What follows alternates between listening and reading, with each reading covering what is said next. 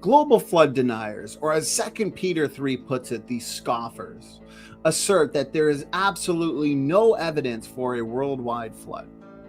This demonstrates just how willingly ignorant they are.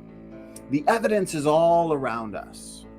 Before I get into some of this fascinating evidence for the Genesis flood, make sure to check out Biblical Creation Basics, Episode 1, the Genesis flood.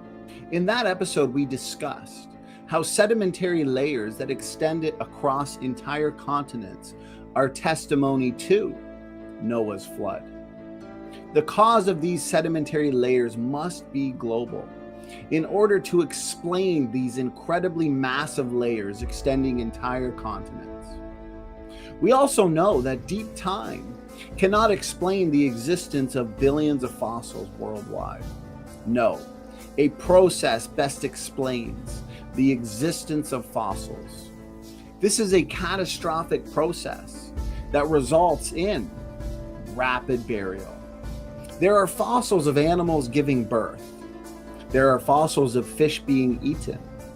And we see massive dinosaur graveyards where we know this must have occurred quickly through catastrophic means. What about fossilized footprints?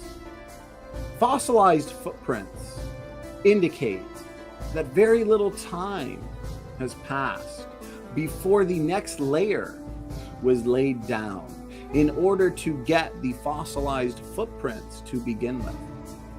The evidence for the flood is amazing. Everywhere we look, there is abundant evidence from geology that the flood really did occur.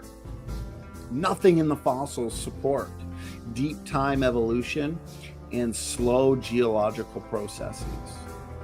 What the fossil record supports is massive death and burial on a global scale. What else do we see around the world that corroborates the Genesis flood? We see rapid or no erosion between sedimentary layers. We see flat, featureless boundaries. We find whole rock layer sequences deposited rapidly in quick succession. The Bible tells us that at the beginning of the flood, all of the fountains of the great deep were broken forth. This is actually a major problem for local flood proponents and Bible compromisers. The deep, which is the Hebrew word tahom, connects back to creation. The creation event tells us that there was one ocean covering the whole world before the land was formed. Did the Bible only say that the fountains of the great deep broke forth? No. The Bible tells us that all the fountains of the great deep were broken up.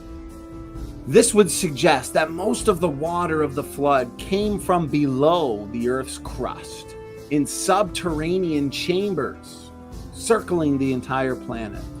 Since the Bible clearly tells us that the fountains of the great deep broke open, we can then make testable predictions as a way to actually test whether this really did occur just thousands of years ago. These fountains erupted in such a way that the original crust of the earth, due to the tremendous force, would have been cracked or fractured like an eggshell. Do we find evidence for this? The answer is an astounding yes. We find exactly what would be expected with the mid-Oceanic Ridge. This is very well known in the Atlantic Ridge.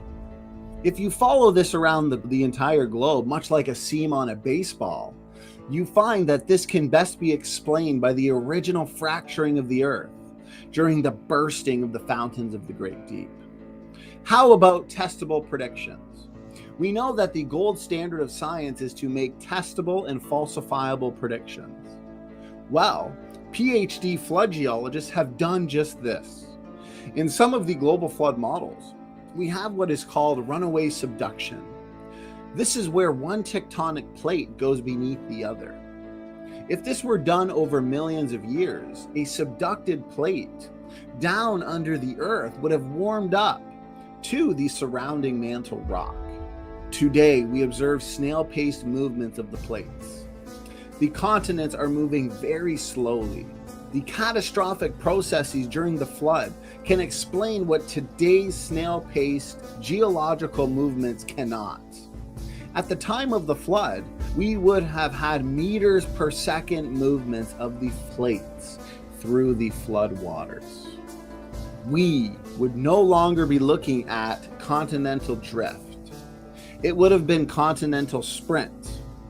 It turned out that a prediction based on many of these starting points was confirmed in the most amazing way. If this runaway subduction had only occurred just thousands of years ago during the flood, we should find evidence of this in the earth. And we have discovered this exact evidence. We have discovered huge slabs of cold rock at the base of the mantle, indicating that they had not yet had time to warm up to the surrounding materials. This is yet again huge confirmation of the Genesis flood. Remember, 2 Peter 3 tells us, knowing this first, that there shall come in the last days scoffers, walking after their own lusts, and saying, where is the promise of his coming? For since the fathers fell asleep, all things continue as they were from the beginning of the creation. For this they willingly are ignorant of, that by the word of God the heavens were of old, and the earth standing out of the water and in the water, whereby the world that then was, being overflowed with water, perished. But the heavens and the earth, which are now, by the same word, are kept in store, reserved unto fire, against the day of judgment and perdition of ungodly men. As a quick reminder to everyone, hit that like button. It actually does help. Team Standing for Truth is out.